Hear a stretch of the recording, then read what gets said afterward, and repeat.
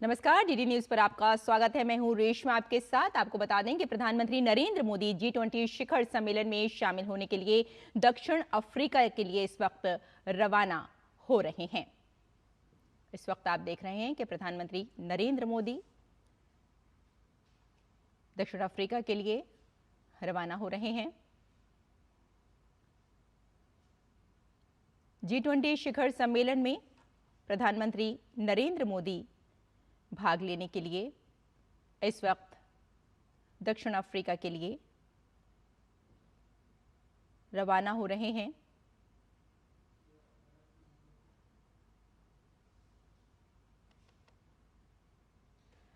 प्रधानमंत्री G20 शिखर सम्मेलन में भाग लेने के लिए इस वक्त दक्षिण अफ्रीका के लिए रवाना हो रहे हैं और प्रधानमंत्री की ये 3 दिन की यात्रा है।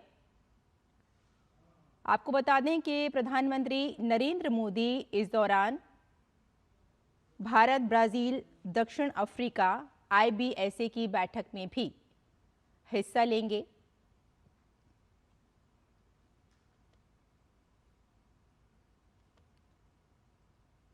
और पीएम जोहान्सबर्ग में G20 शिखर सम्मेलन में भाग लेने के लिए इस वक्त रवाना हो रहे हैं। प्रधानमंत्री नरेंद्र मोदी इस सप्ताह दक्षिण अफ्रीका की यात्रा पर रहेंगे। 3 दिन शुक्रवार से रविवार के बीच, यानी आज से लेकर रविवार तक यात्रा के दौरान प्रधानमंत्री जोहान्सबर्ग में G20 शिखर सम्मेलन में शामिल होंगे। और आपको बता दें कि ये ग्लोबल साउथ में आयोजित होने वाला लगातार चौथा G20 शिखर सम्मेलन होगा, जिसमें प्रधानमंत्री नरेंद्र मोदी भारत के दृष्टिकोण को वैश्विक समुदाय के सामने रखेंगे। G20 शिखर सम्मेलन है ये, जिसमें प्रधानमंत्री नरेंद्र मोदी भाग लेने के लिए, शामिल होने के लिए रवाना हो रहे हैं और वहां कई लीडर्स के साथ उनकी मुलाकात होगी। G20 ग्लोबल साउथ के लिए बहुत महत्वपूर्ण मंच बताया जा रहा है। प्रधानमंत्री दक्षिण अफ्रीका के द्वारा आयोजित भारत, ब्राजील, दक्षिण अफ्रीका IBSA नेताओं की बैठक में हिस्सा लेंगे और G20 एजेंडे पर भारत का जो दृष्टिकोण है वो IBSA लीडर्स के समक्ष पेश किया जाएगा। यानी विभिन्न देशों के जो नेतागण हैं उनके साथ द्विपक्षीय बैठकों में शामिल होंगे प्रधानमंत्री नरेंद्र मोदी। तो प्रधानमंत्री नरेंद्र मोदी इस वक्त दक्षिण अफ्रीका के लिए रवाना हो गए हैं।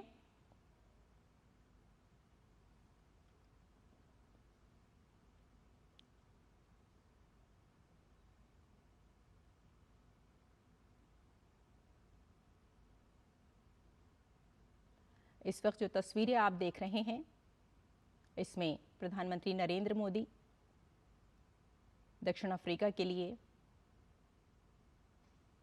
रवाना हो रहे हैं, जहां कुछ नेताओं के साथ द्विपक्षीय बैठक होगी।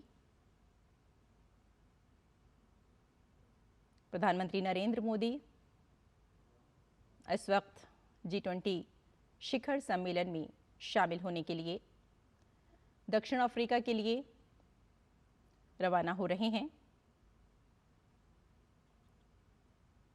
G20 में शामिल करने के जो प्रयास हैं उसका प्रधानमंत्री नरेंद्र मोदी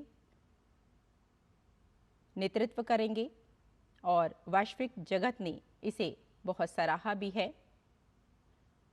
प्रधानमंत्री नरेंद्र मोदी 3 दिन के लिए दक्षिण अफ्रीका के लिए रवाना हो रहे हैं।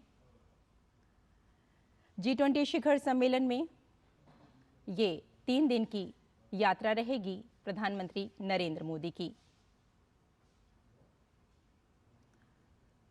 इस वक्त जो तस्वीरें आप देख रहे हैं ये प्रधानमंत्री नरेंद्र मोदी के दक्षिण अफ्रीका के लिए रवाना होने की हैं।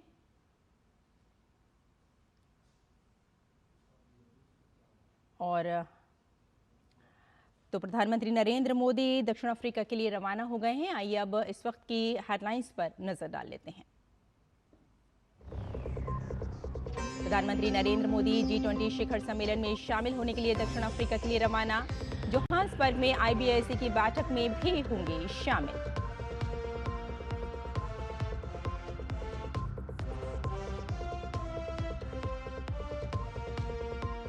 गृह मंत्री अमित शाह आज सीमा सुरक्षा बल के 61वें स्थापना दिवस कार्यक्रम में होंगे शामिल। इस साल गुजरात के भुज में हो रहा है BSF का स्थापना दिवस समारोह।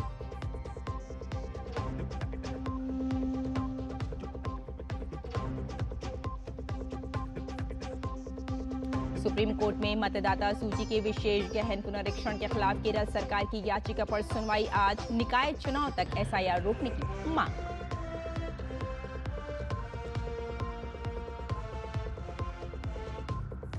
भारत ने COP30 में एक तरफा और व्यापार को सीमित करने वाले कदमों के खिलाफ दी चेतावनी। केंद्रीय मंत्री भूपेंद्र यादव ने अंतर्राष्ट्रीय सहयोग और बहुपक्षवाद को और मजबूत करने की जरूरत पर दिया जोर।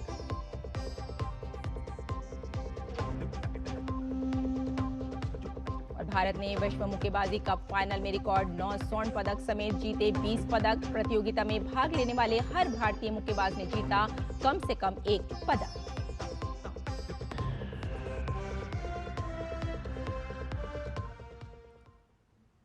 और आइए अब खबरों पर डालते हैं विस्तार से नजर। प्रधानमंत्री नरेंद्र मोदी आज से 23 नवंबर तक दक्षिण अफ्रीका के दौरे पर रहेंगे। PM रवाना हो चुके हैं। प्रस्थान से पहले अपने वक्तव्य में उन्होंने कहा कि मैं श्री सिरिल रामाफोसा के निमंत्रण पर 21 से लेकर 23 नवंबर 2025 तक दक्षिण अफ्रीका गणराज्य की यात्रा पर रहूंगा। मैं दक्षिण अफ्रीका की अध्यक्षता में जोहान्सबर्ग में आयोजित हो रहे 20वें G20 नेताओं के शिखर सम्मेलन में हिस्सा लूंगा। ये एक विशेष शिखर सम्मेलन होगा क्योंकि ये अफ्रीका में आयोजित होने वाला पहला G20 शिखर सम्मेलन होगा। 2023 में भारत की G20 की अध्यक्षता के दौरान अफ्रीकी संघ G20 का सदस्य बन गया था। ये शिखर सम्मेलन प्रमुख वैश्विक मुद्दों पर चर्चा का एक अवसर होगा। इस वर्ष के G20 का विषय एकजुटता, समानता और स्थिरता है, जिसके माध्यम से दक्षिण अफ्रीका ने नई दिल्ली, भारत और रियो डी जेनेरियो, ब्राजील में आयोजित पिछले शिखर सम्मेलनों के परिणामों को आगे बढ़ाया है। मैं शिखर सम्मेलन में वसुधैव कुटुंबकम और एक पृथ्वी, एक परिवार और एक भविष्य के हमारे दृष्टिकोण के अनुरूप भारत का दृष्टिकोण प्रस्तुत करूंगा। मैं भागीदार देशों के नेताओं के साथ अपनी बातचीत और शिखर सम्मेलन के दौरान आयोजित होने वाले छठे IBSA शिखर सम्मेलन में भाग लेने के लिए उत्सुक हूं। इस यात्रा के दौरान मैं दक्षिण अफ्रीका में भारतीय प्रवासियों के साथ अपनी बातचीत की भी प्रतीक्षा कर रहा हूं, जो भारत के बाहर सबसे बड़े प्रवासियों में से एक है।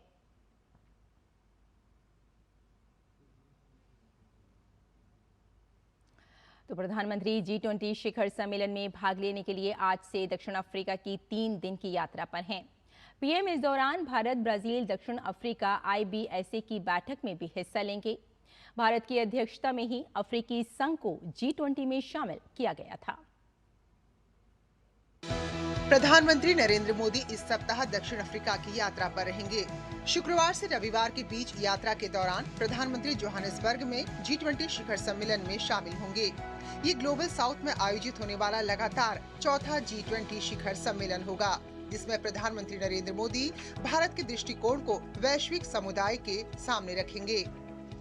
Honorable Prime Minister Shri Narendra Modi will be visiting Johannesburg, South Africa from 21st to 23rd of November to attend the G20 Leaders Summit at the invitation of President of South Africa. This will be Prime Minister's 4th official visit to South Africa, following his bilateral visit in 2016 and later for the 2 BRICS summits in 2018 and 2023.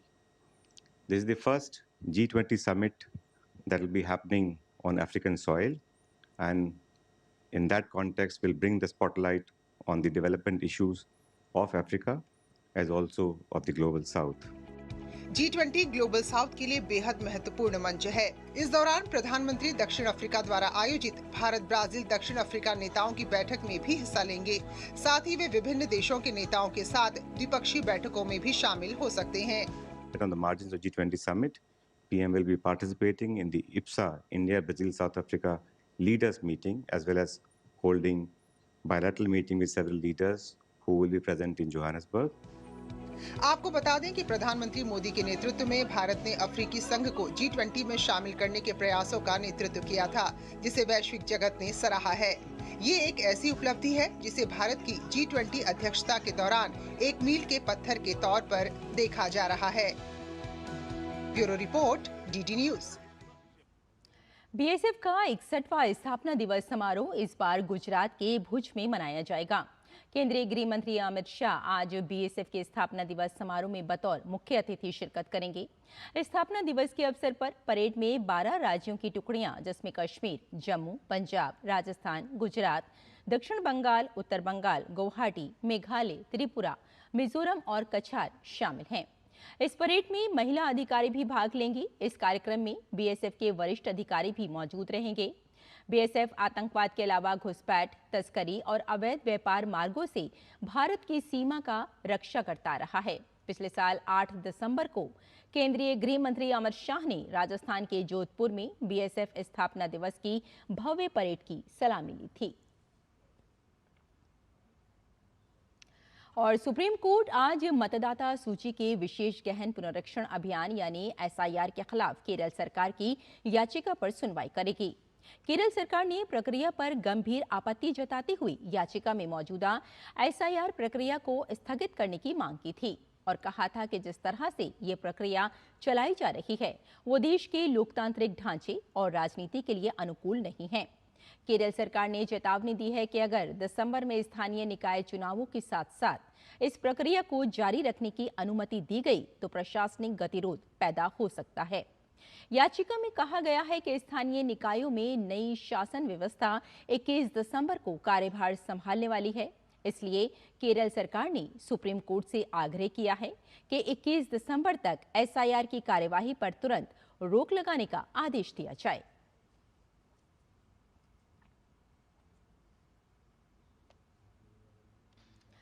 Bharat और Israel के बीच मुक्त व्यापार समझौते के लिए संदर्भ शर्तों यानी टर्म ऑफ रेफरेंस पर हस्ताक्षर हुए। इजरायल के दौरे पर गए केंद्रीय वाणिज्य एवं उद्योग मंत्री पीयूष गोयल और उनके इजरायली समकक्ष नीर बरकत ने इस पर हस्ताक्षर किए। इस मौके पर पीयूष गोयल ने कहा कि भारत और इजरायल ने फ्री ट्रेड एग्रीमेंट पर बातचीत शुरू करने के लिए पहला कदम बढ़ाया है। उन्होंने कहा कि दोनों देशों के बीच पार्टनरशिप की बहुत ज्यादा संभावना है। दोनों देश एक जैसी चुनौतियों का भी सामना कर रहे हैं। इसे ध्यान में रखते हुए ये एक अच्छी शुरुआत हो सकती है। Congratulations to my dear friend, my brother, Minister Neer Barkat, on this very historic occasion. Israel and India have decided to enter into negotiations for a free trade agreement.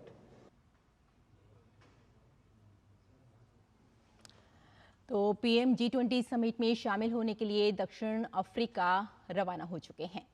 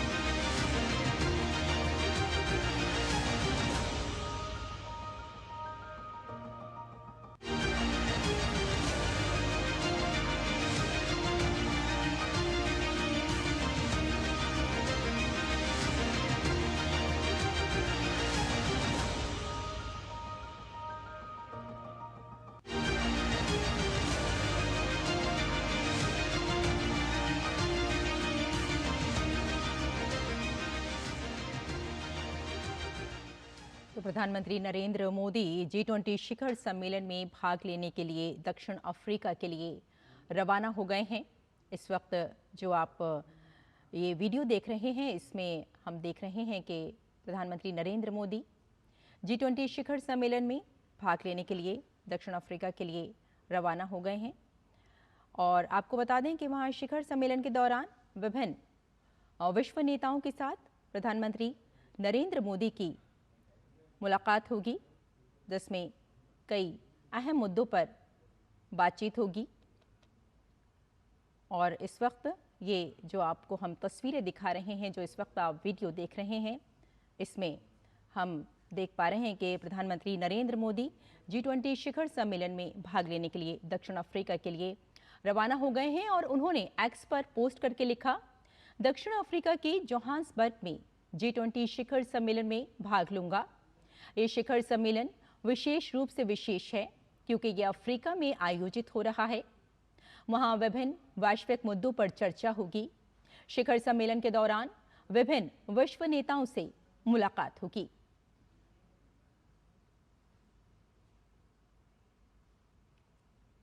और यहाँ लेते हैं एक छोटा सा ब्रेक, जल्द हाजिर होते हैं। आप देखते रहिए DT न्यूज।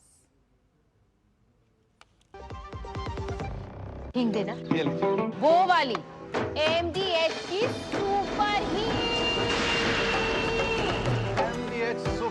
जिन्होंने यूज किया है वो जानते हैं असली हींग का स्वाद।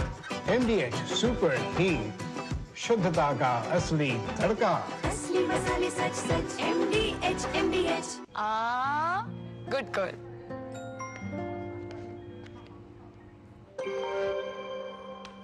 आगे सैलरी नहीं झुमके ना, पहले बचत, पहले झुमके। सुनो, हर महीने थोड़ा बचाओ और थोड़ा निवेश करो और कुछ इमरजेंसी के लिए भी बचाओ ताकि रहो टेंशन फ्री। लेकिन झुमकों का क्या, जाती हो कि लगाओ इंजेक्शन। RBI कहता है वित्तीय समझदारी समृद्ध नारी। सुनो, एक अच्छी इंश्योरेंस पॉलिसी AI से पूछते हैं। एक ऐसी पॉलिसी जिसमें प्रीमियम पेमेंट हो लिमिटेड पर इनकम आती रहे लाइफ टाइम। LIC का जीवन उत्सव। एक ऐसी पॉलिसी जो दे होल लाइफ इंश्योरेंस कवर भी। LIC का जीवन उत्सव। वाओ, चलो तो LIC की जीवन उत्सव पॉलिसी ही लेते हैं। मैं भी तुमसे यही कह रही थी, LIC का जीवन उत्सव। लाइफ टाइम सेलिब्रेशन मनाइए LIC के जीवन उत्सव के साथ, फ्यूचर सेट है। ब्रेक के बाद एक बार फिर आपका स्वागत है। आइए कुछ और खबरें देखते हैं। भारत ने एक तरफा और व्यापार को सीमित करने वाले जलवायु कदमों के खिलाफ चेतावनी दी है, ये कहते हुए कि ऐसे कदम बराबरी और न्याय को कमजोर करते हैं। ब्राजील के बेलम में COP30 के दौरान आयोजित 3rd annual high level ministerial round table on just transition में बोलते हुए केंद्रीय पर्यावरण मंत्री भूपेंद्र यादव ने अंतर्राष्ट्रीय सहयोग और बहुपक्षवाद को और मजबूत करने की जरूरत पर जोर दिया। उन्होंने कहा कि विकासशील देशों को अपनी जरूरतों और परिस्थितियों के अनुसार विकास की कमियों और कमजोरियों को दूर करने के लिए पर्याप्त नीतिगत स्वतंत्रता चाहिए ताकि वे अपने लोगों का भला कर सकें। मंत्री जी ने यह भी बताया कि जस्ट ट्रांजिशन सिर्फ ऊर्जा क्षेत्र तक सीमित नहीं है, बल्कि पूरी अर्थव्यवस्था में एक समावेशी बदलाव होना चाहिए जो सामाजिक न्याय को सम्मान दे और सभी देशों को वैश्विक जलवायु लक्ष्यों में निष्पक्ष योगदान देने में सक्षम बनाए, बिना उनके विकास को रोके। 56वें इफ्फी का उत्साह अपने चरम पर है और महोत्सव के दूसरे दिन आज कई महत्वपूर्ण कार्यक्रमों की श्रृंखला जारी रहने वाली है। सूचना एवं प्रसारण राज्य मंत्री डॉक्टर एल मुरुगन आज क्रिएटिव माइंड्स ऑफ टुमारो का उद्घाटन करेंगे और इसके साथ ही मास्टर क्लास सत्र का भी शुभारंभ करेंगे। डॉक्टर एल मुरुगन दिन भर विभिन्न आयोजनों में भाग लेंगे और इसके तहत राजदूतों के लिए आयोजित राउंड टेबल कॉन्फ्रेंस में भी उपस्थिति दर्ज कराएंगे। समग्र रूप से इफ्फी का दूसरा दिन रचनात्मकता, संवाद और सीख से भरपूर रहने का वादा करता है। कल सूचना और प्रसारण राज्य मंत्री एल मुरुगन ने वेव्स फिल्म बाजार का औपचारिक उद्घाटन किया। इस मौके पर रिपब्लिक ऑफ कोरिया की नेशनल असेंबली की मेंबर जे वोन किम ने वंदे मातरम गाकर सभी को मंत्रमुग्ध कर दिया। एक्स पर किम का वीडियो साझा करते हुए सूचना और प्रसारण राज्य मंत्री एल मुरुगन ने कहा कि भारत के लिए गर्व का पल जब रिपब्लिक ऑफ कोरिया की नेशनल असेंबली के सदस्य जेवोन किम ने 56वें अंतर्राष्ट्रीय फिल्म फेस्टिवल के पहले दिन वेव्स फिल्म बाजार के उद्घाटन पर वंदे मातरम गाया। ये प्रधानमंत्री नरेंद्र मोदी के नेतृत्व में भारत की वैश्विक प्रतिष्ठा और हमारे 150 साल पुराने राष्ट्रीय गीत के प्रभाव को दर्शाता है, जो क्षेत्रों, भाषाओं और संस्कृतियों की सीमाओं से परे है। वंदे मातरम, वंदे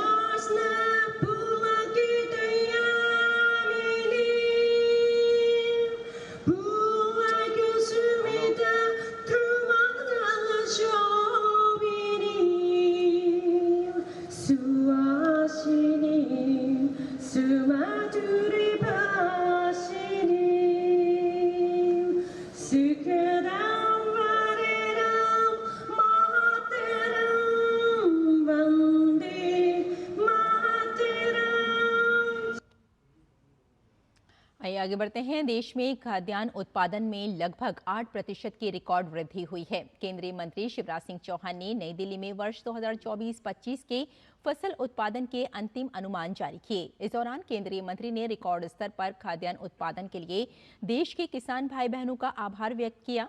केंद्रीय मंत्री ने बताया कि देश के खाद्यान्न उत्पादन में पिछले 10 वर्षों में अब तक की सबसे बड़ी वृद्धि हुई है। वर्ष 2015-16 में जहां उत्पादन करीब 252 मिलियन टन था, वो अब 106 मिलियन टन बढ़कर करीब 358 मिलियन टन हो गया है। केंद्रीय कृषि मंत्री ने बताया कि चावल उत्पादन भी रिकॉर्ड स्तर पर बढ़कर करीब 1502 लाख टन हो गया है। वहीं गेहूं में भी रिकॉर्ड वृद्धि दर्ज की गई है। मूंग उत्पादन बढ़कर 42.44 लाख टन, सोयाबीन उत्पादन 152.68 लाख टन, मूंगफली उत्पादन 119.42 लाख टन के रिकॉर्ड वृद्धि हुई है। मक्का का उत्पादन 434.09 लाख टन और श्री अन्न का उत्पादन 185.92 लाख टन अनुमानित है। केंद्रीय मंत्री ने दलहन, तिलहन के उत्पादन में भी आशाजनक वृद्धि पर खुशी जताई है और बताया कि वर्ष 2024-25 के दौरान कुल तिलहन का उत्पादन रिकॉर्ड करीब 430 लाख टन अनुमानित है।